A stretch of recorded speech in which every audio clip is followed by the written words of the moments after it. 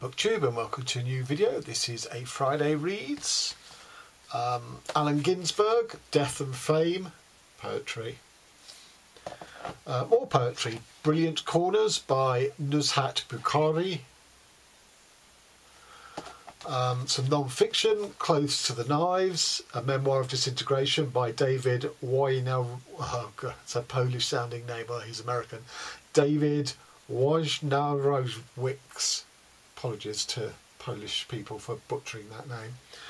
And then 3 novels. And the reason sort of regular viewers of my channel know that I normally end up my reviews with non-fiction and poetry, and I've obviously switched around this video.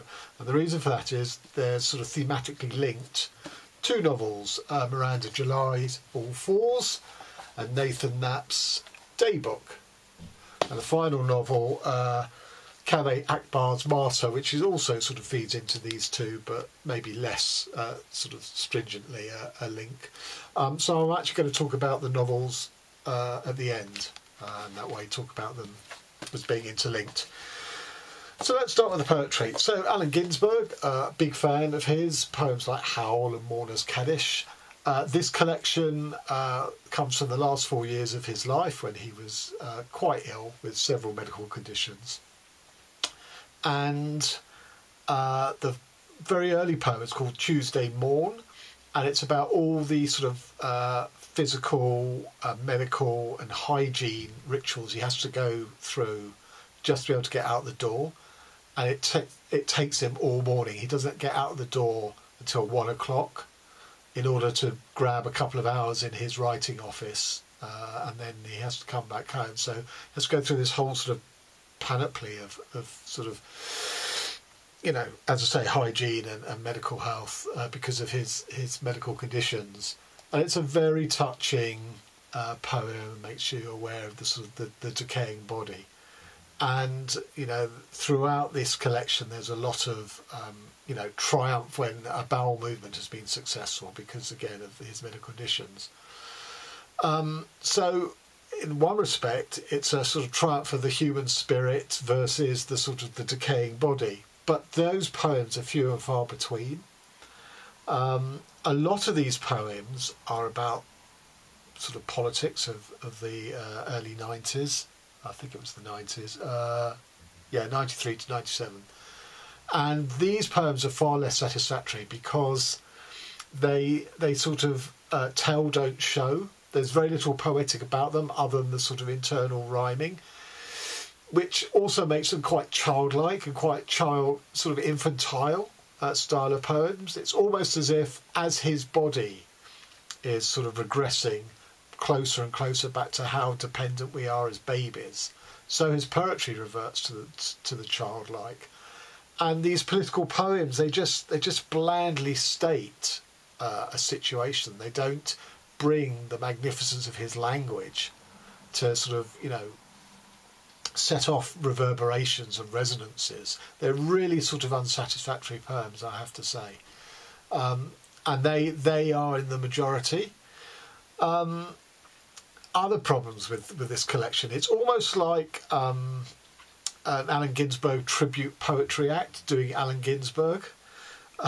So it goes back at all the touchstones of his career, of Tibetan Buddhism, the Beats, the hippies, drug taking, and all of this stuff. But I'm not sure to what any great purpose, because they were done in far better way in his earlier career.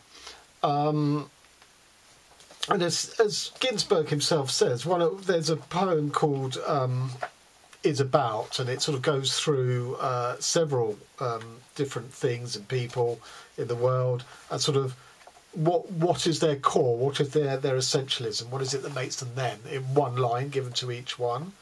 And he applies one to himself, and that's Allen Ginsberg is about confused mind writing down newspaper headlines from Mars. And that very much sums up, as I say, these very childlike, simple, unsophisticated political poems. So all in all, this collection is sort of really quite uninspiring. The title poem, Death and Fame, is where he's imagining his own funeral and he wants a big funeral, and then he's sort of listing all the different people from his different parts of his life, his lovers, fellow beat poets and artists, fellow political activists, members of his family. That had some resonance. And the weird thing is, I feel that, you know, he deeply held and followed the precepts of Tibetan Buddhism, and therefore one wonders if death didn't really hold any fear for him, that he was sort of quite reconciled to it. But there's no sort of celebration of that, although maybe celebrating one's equanimity towards death is in itself sort of not very Buddhist. So there's a distinct lack of fear in the face of death.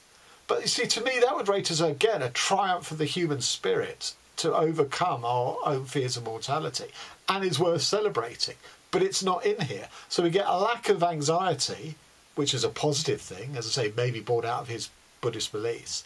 But equally, we get a lack of any kind of recognition of why that might be, where that stems from. What is it about his Buddhism that enables him to face death with equanimity? So I'm afraid this just didn't work for me at all. 2 out of 5 stars. And on to Brilliant Corners by British Asian poet Nuzhat Bukhari. This is her debut collection. And in a way, the Ginsberg was a poet at the end of a long career. Here she's starting out at the beginning of hers. And not dissimilar, very political. And the first poem, I think, encapsulates what I was saying before about, if you're going to do political poetry, if you're going to try and persuade people on an ideas level through your poetry, you can't just state positions. You have to bring the poetic art, the lyrical art, the linguistic art to it. And in her very first poem, I believe she does that. That poem is called Arsenal. Her report shows a child digging a grave. I turn to open a book's hinge, enter its bleached runes. To measure a word's ballast, its abutment to a bullet. As paper under ultraviolet is a tiny labyrinth, words also not inwardly, like arsenal, cut in Arabic. Dar al-Sinaa, house of art and manufacture. I too was a maker of forms, honed as any bullet. Along alloyed grids, I mustered grey's disgrace, and now saw fear in a handful of words. So I think that's a tremendous poem. It's almost like a declaration that she's going to use her poetic gifts to stand against war and all mankind's sort of, iniquities that we wreak upon one another. But she's wielding her poetic gifts like weapons, like bullets and stuff. So it works for me. But subsequent political poems don't have quite that sort of level of poetic bravura, and veer more towards like what Ginsberg was doing, which is tell, don't show. Not as childlike as Ginsberg's, I have to say. And I think it needs more of what she did in that poem than what she goes on to do in some of the others. But I'm always very suspicious when, in a short story collection or a poetry collection, the best one is the first. Now, whether the author stroke poet has made that decision or whether the publishers have, it doesn't matter, because whoever it is, it seems to be an admission of the quality is very patchy. We're going to sucker the reader in with the strongest we have, but then it's all downhill from there. So I think this is very much a sort of a rookie collection. There's some good stuff and there's some fairly middling stuff. So in the end, I think I gave it 3.5 stars. And on to memoir, non-fiction. So I never read memoir normally, but this was referenced in Olivia Lang's Funny Weather, Art During an Age of Emergency. Something like that's the title. And she referenced this book as one of the angriest memoirs that she'd come across. And in that respect, she's right. I wouldn't call it a memoir in a way. I'd call it sort of a series of personal essays and reflections. So who was David Wojnarowicz? He was a child runaway from an abusive household, ended up on the streets of New York as a young teenager, and was a sex worker in Times Square. And then at 18 he managed to get off the streets and got into photography and became a photographic and visual artist who also wrote, and then became an AIDS activist and eventually died of AIDS. So that's the memoir element of it. But the chronology of this is not a straight through line. For instance, we don't get anything about the abusive childhood he had until pretty much towards the end. He's an artist, he's a photographer, he has a fantastic eye, and his descriptions of the decay and seediness of late 70s, early 80s New York, of which he was very much embedded in through his sex work around Times Square. But equally, when he's sort of free of that and straightened himself out, he's in the desert in Arizona, his descriptions of the open skies and the desert underneath it, tremendous. He's really, really an excellent wordsmith. As I say, I think because visually he had a great eye and was able to put it into words as well as through images. The title story, Close to the Knives, is a brutal story of he and a female friend were making a mercy dash with a friend of theirs who was dying from late-stage AIDS. They'd heard about a new revolutionary treatment, which is to inject them patients with typhoid, on the basis that such a egregious infection would sort of spark and spur the immune system and enable it to sort of regather its resources, which would obviously also help in its fight against the myriad of infections that a compromised immune system by HIV led to. And they're only driving from New York to Brooklyn, but with its usual traffic issues.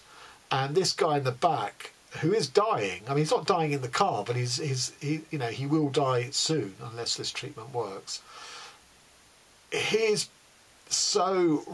body and mind are so racked and ravaged by these opportune infections that the journey with him in the back is brutal. It's a short journey, stretched out because of traffic and other things, and the interaction between him in the back, almost as sort of an unreasonable human being, but he's not being unreasonable, he's dying, It's, as I say, one of the most brutal things I've ever read. And then, although he has this injection, it's complete quackery. It's not even administered, the theory hasn't even come up by a doctor, but by an immunologist. So they're very much guinea pigs, and like most of the early AIDS treatments, they were completely useless, and half of them probably did more harm than good, including AZT. And eventually he died, not eventually, but pretty soon after he dies. And then we have, I'm going to call him David because the Polish name's too difficult. We have David left in the room with his body at the end of the wake, and reflections on, it's not even grief, it's on that immediate, this is my friend, he is no longer there, but here's his physical body still in place.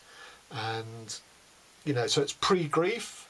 It's the sort of trying to get to grips with what physical death in a very short span of time before it's carted off into a coffin and before you have sort of memorial services, things like that. It's trying to sort of put that into words, and it's done really, really well in a way that I've not come across much before.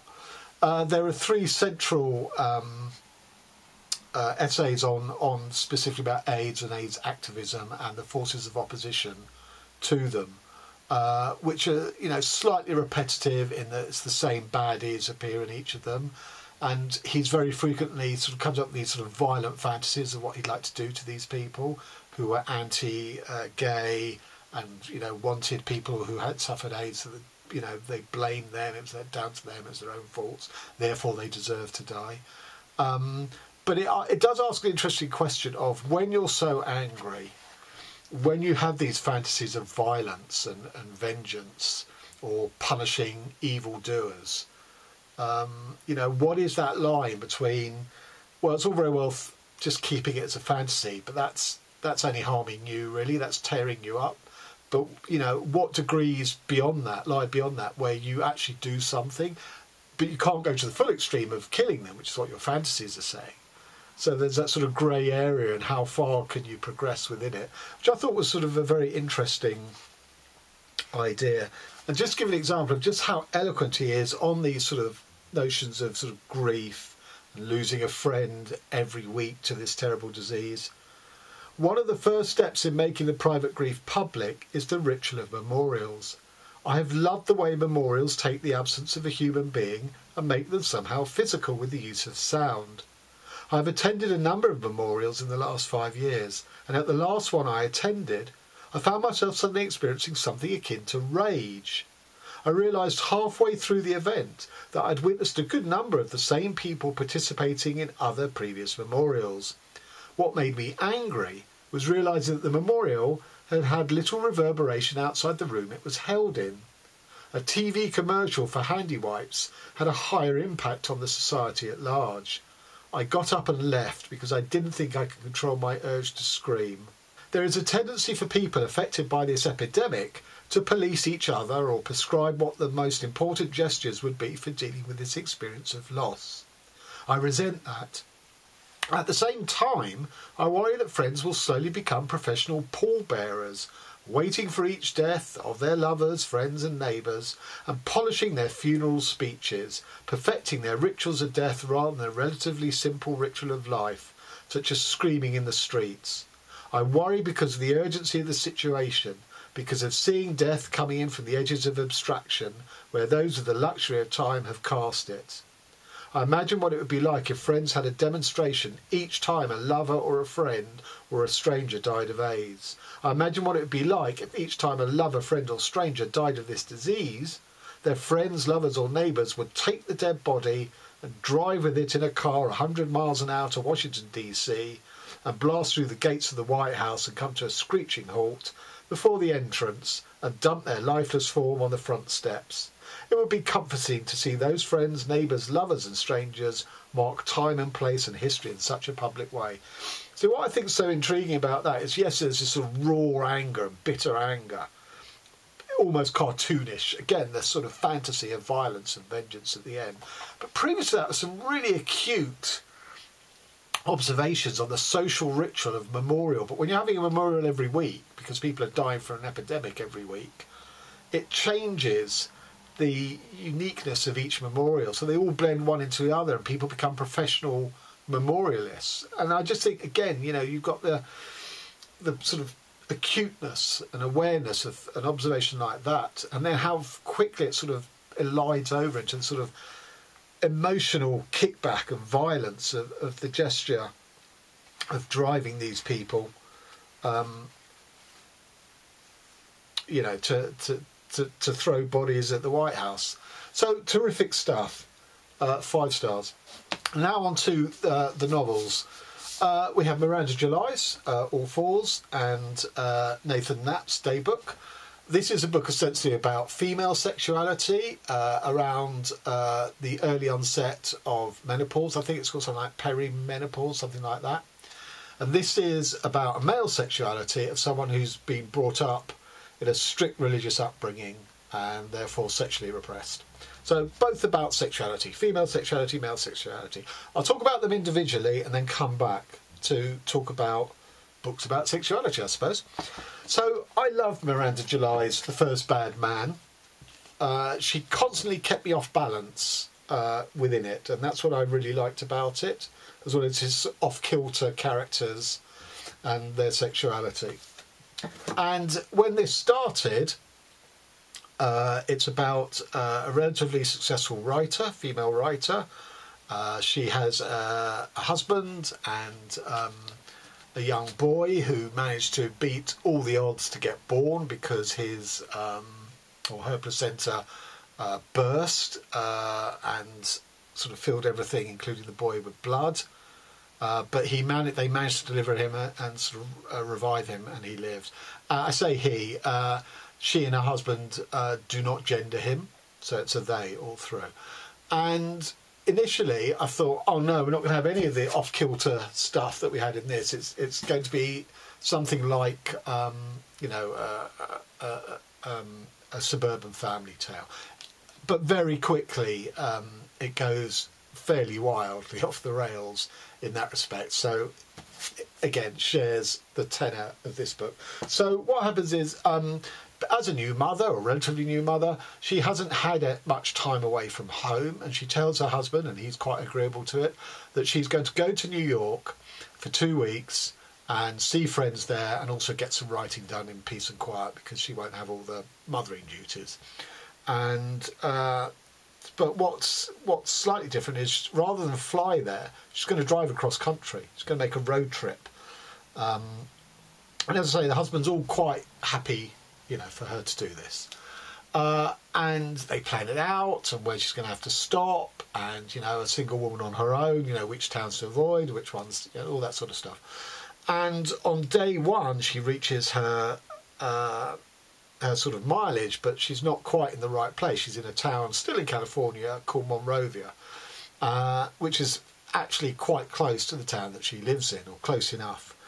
And she hires a room in a hotel or a motel, and she never leaves it for the 2 weeks.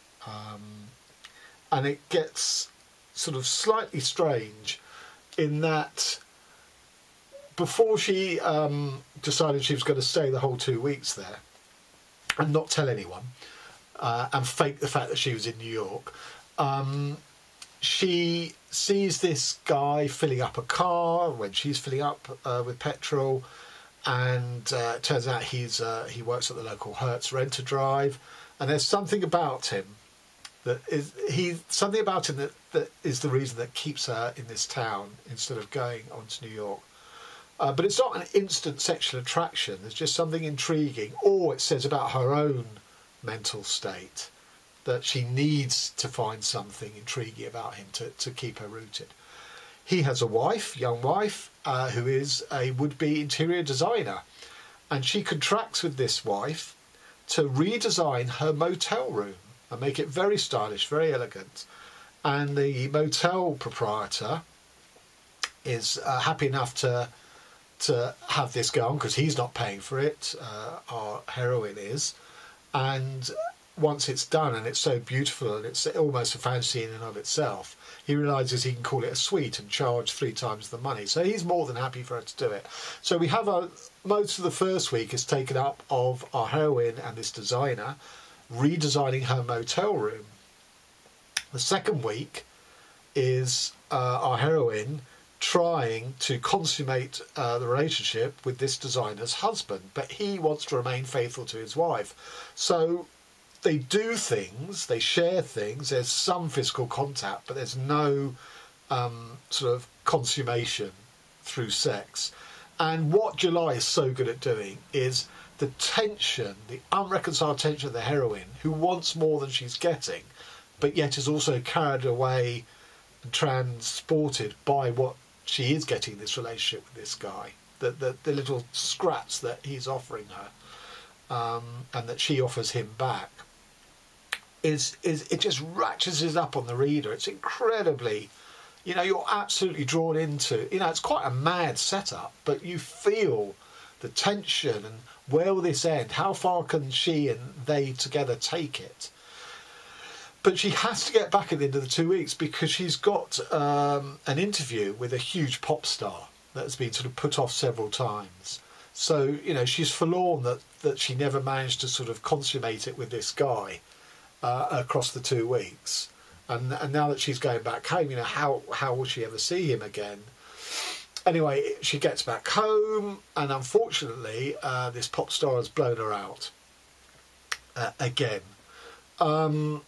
And everything sort of changes from there. She decides, well, she hasn't, you know, now that important sort of red letter day in the diary is no longer relevant, what's to stop her tracking this guy down, going back and seeing him? And she sort of undergoes this sort of great, or performs this great sort of gesture to sort of re-announce her presence, even though they said they would never see each other again. She sends it to him by phone in a public social media platform, so that lots of people see her. It's a very strange dance, basically, outside of this motel, and lots of her friends and sort of comment on it. Her husband comments on it, but no one knows what it really means, apart from her very best friend, who she's, you know, confided in. but the guy isn't there, doesn't react to it, doesn't even respond, you know, by phone or text or whatever to it.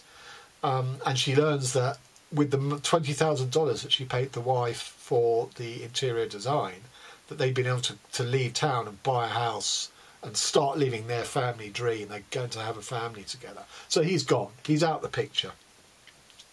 And she then goes on a voyage of sort of discovery through a series of encounters with various people around this motel. And I don't want to spoil too much of the detail about that. But a lot of it is sort of reflective of her journey about this sort of perimenopause. You know, this is she imagines this is her last chance saloon, because soon the menopause will be upon her, and then somehow she will be a non-sexual being. That's what she's fighting against all the time. That, you know, she's brought a child into the world, and that has used up her body, kind of thing. So it's a really interesting treatment of female sexuality of a certain age.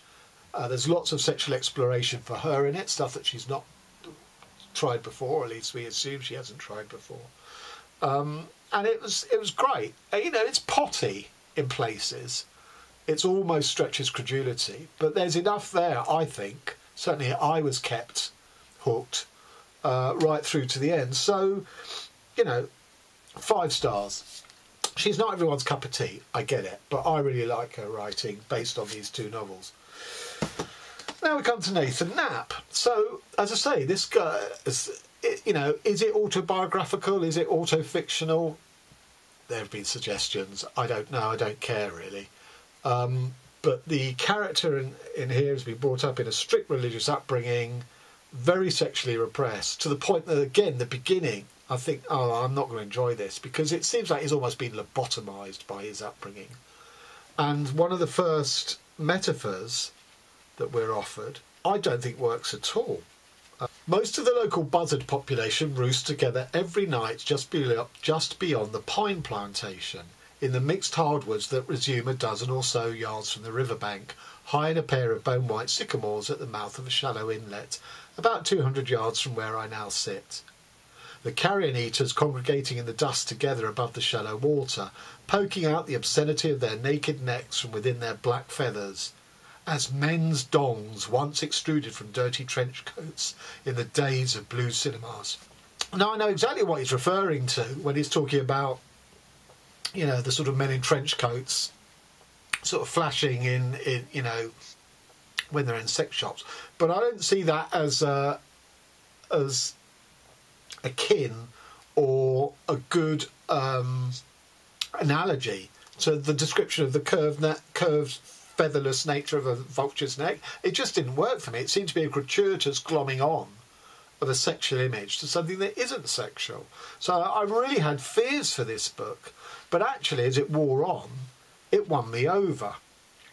And he gradually emerges from his sexual repression as he's sort of exposed to sex. He's married. He and his wife sort of try slightly more kinky stuff together online with you know, they're both together while they're watching an internet model, you know, with a ball gag or touch yourself, or, you know, whatever it is. But of course the nature of his sort of repression and his going without, being exposed to this stuff, drives him onto more and more extreme stuff. Extreme relative to what this is. It's not, you know, really extreme. It's not stuff that most people be alienated by, but it does put more pressure on his marriage. So, for example, he goes to titty bars, sometimes with his wife, other times without her, but he sort of has an addiction or develops an addiction. So he's going with her knowledge, but she doesn't particularly like it. So he's putting pressure on their relationship through this sort of... It's a sex addiction, but it's a very low-level sex addiction. It's kind of hard to describe. But the other aspect of this book, and the one that I really liked, was he's a writer. Hence, possibly this is auto-fictional. And this makes some very interesting insights into writing. So, for example, he has a thing for one of his female characters. What interests me here, rather, is the sexual desire that I immediately felt for the character, who is not me, though certainly a product of me or my mind, which is one part of the entity, not entities, that I generally consider to be myself. My sexual desire for the character does not seem to me a sexual desire for myself, but rather for another person who exists nowhere but in my own mind. So, you know, that's a really interesting idea, I think, that you create a sexually attractive being who can only have emanated from you and from your desires and from your fantasies, but they're not you, but equally they're not different, because they don't exist. So is it a form of onanism? Basically, he has fallen in love with a version of himself, or at least a creation of himself, who is not so wholly outside of himself, because he's created it, which I thought was a very interesting idea. And another concept of writers tend to be very inward looking. They spend a lot of time writing rather than interacting with the world.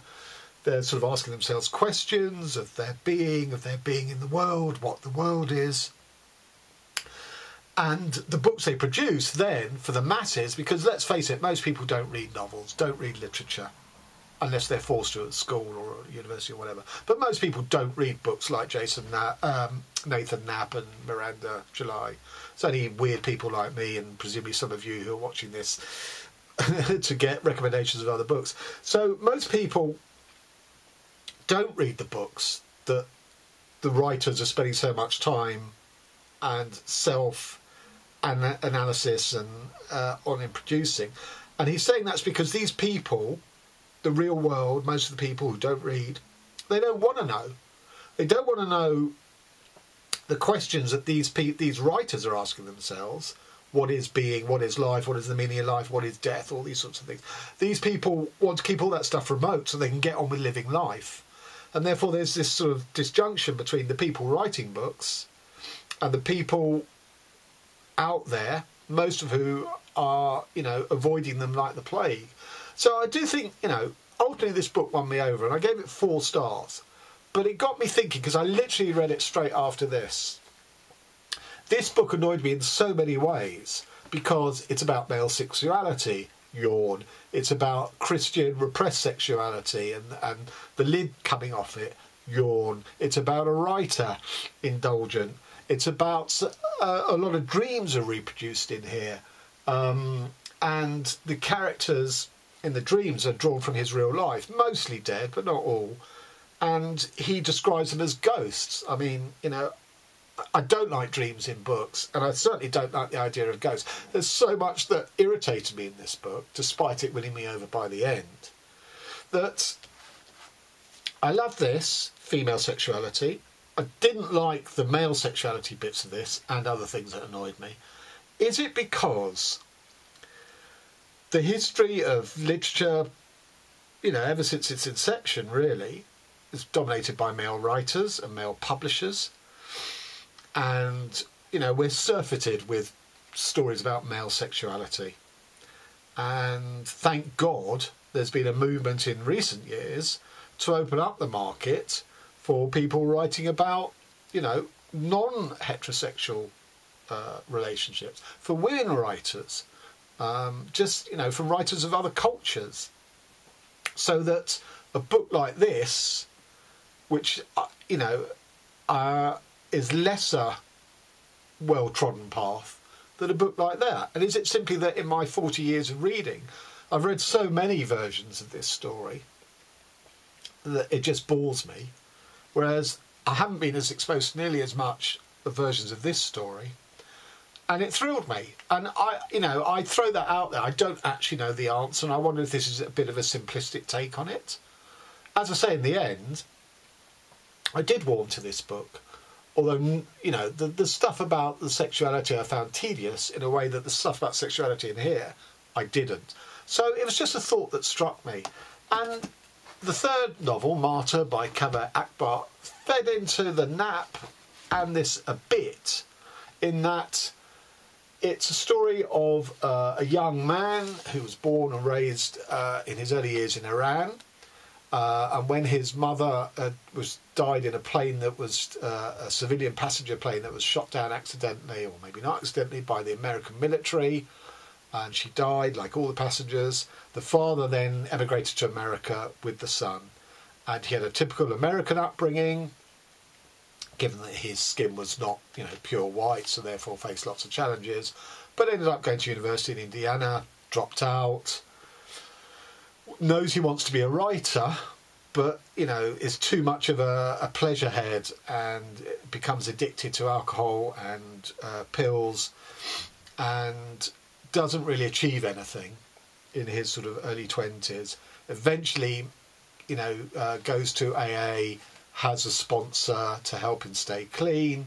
So when the book starts, we're at this period of his life where he's fragile but clean. All he knows is he's got a great book in him, but he doesn't know what it's going to be on. And he decides it's going to be on the concept of martyrdom. But he's not interested in religious martyrdom.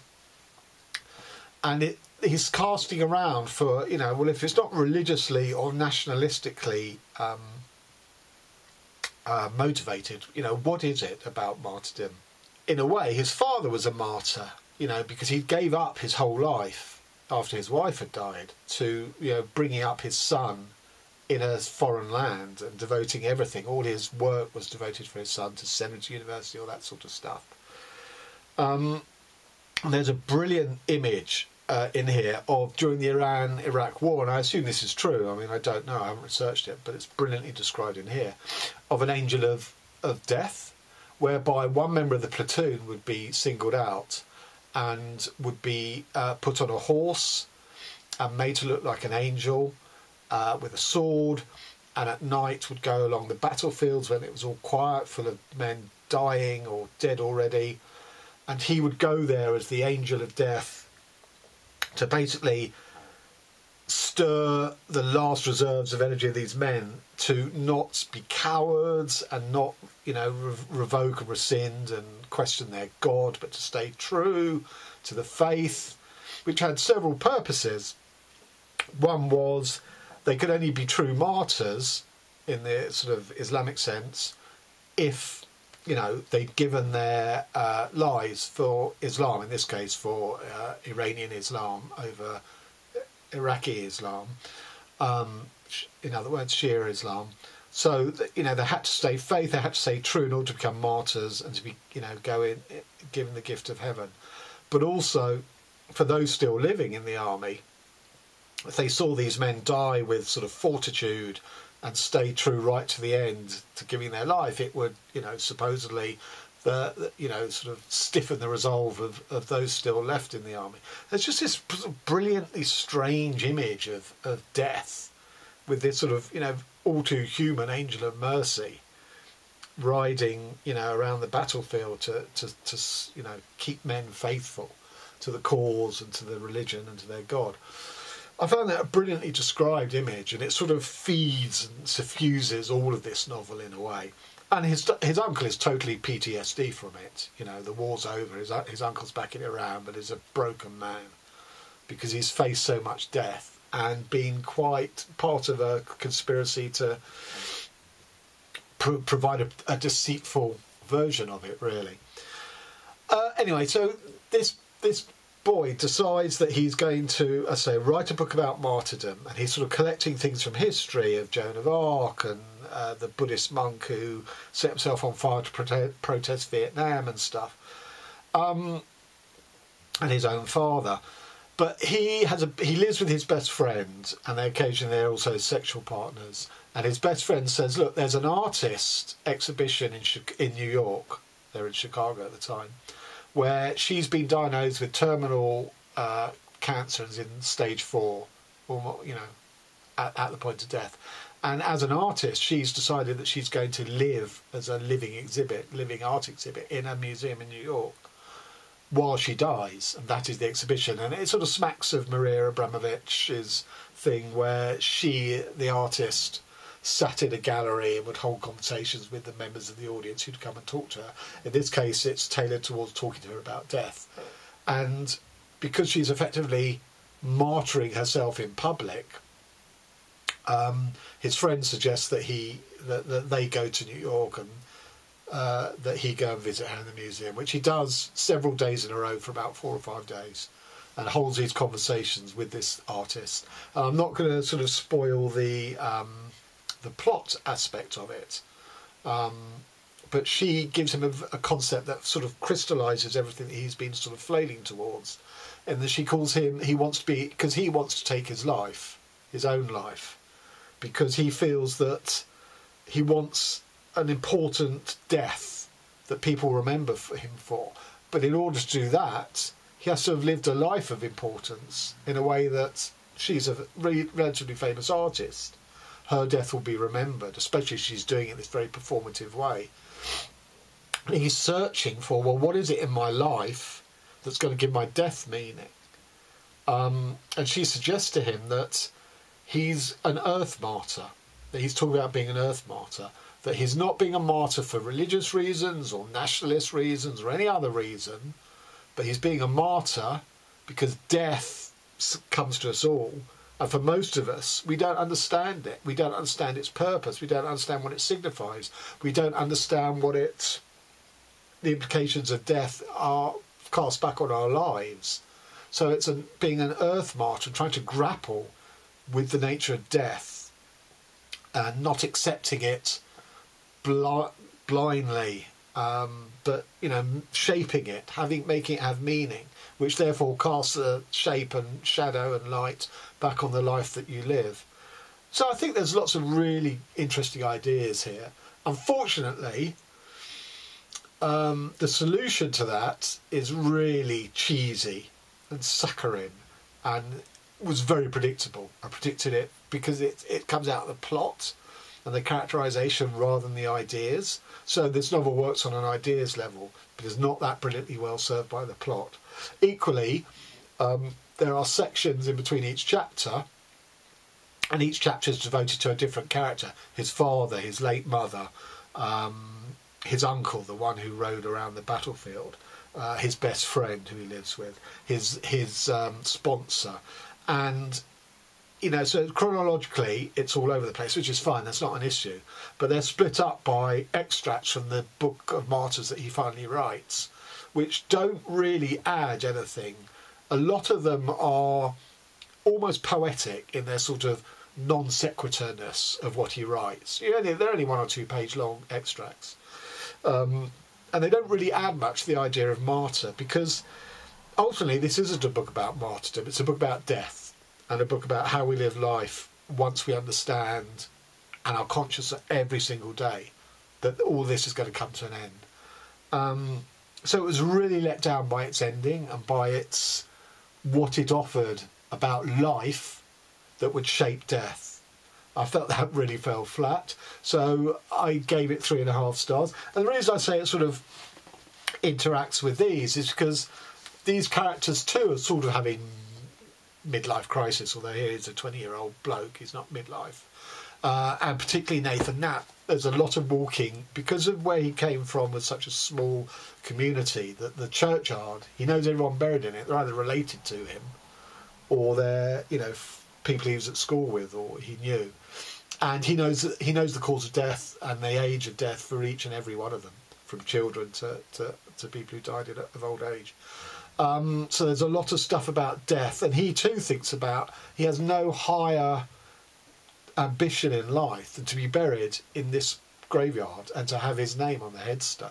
I mean, that changes throughout the book, but that sort of keeps coming back as a theme, and in a way there's links with this. So that's why I say all 3 of these were linked alternately, and all had stuff to offer, all had really interesting stuff that I related to and I fed off, but all were flawed. The Miranda July less so, because I'm a bit of a fanboy anyway, so maybe she gets more of a pass from me, I don't know. So that's been my reading fortnight. What I've got coming up I'm really excited by. I've got the new Han Kang novel, I've got Shady Lewis's On the Greenwich Line, which is all about immigration into Britain. Really looking forward to that. And Laurent Binet's new novel called Perspectives. Now, Laurent Binet's written two of my favourite novels of all time. He wrote HHHH, and he wrote The Seventh Functional Language. And I'll put links to both of those in the show notes, because they are stupendous novels that I believe anyone would get something out of. Then he followed that up a couple of years ago with a novel called Civilizations, which I hated. I thought it was utter dreck. So there is a slight trepidation about this. This is more in the camp of Civilizations than the other two. That he sort of writes academic history in fictional form. That's his shtick. I assume this is probably going to be in that sort of order as well. I don't know. And I wonder that if this is in the dreckness of Civilizations that he's done.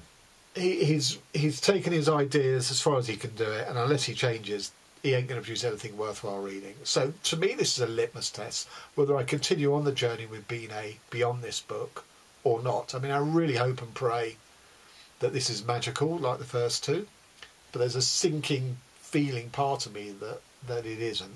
So I'm intrigued to get to this.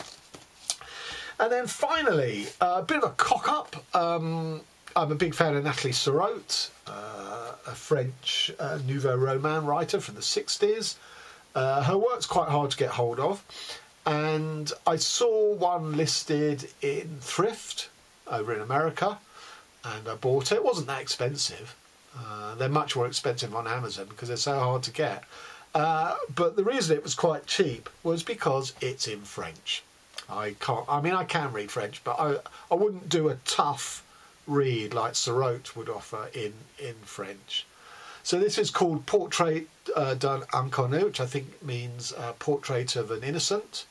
So if anyone in my audience out there would like a copy of this in French, in the original French, I'll happily send it to you. Just let me know in the show notes, and then we'll have to figure out how to get hold of your address so I can send it. So it's a one-book giveaway, and it's not even that tantalising a prize because it's in a foreign language.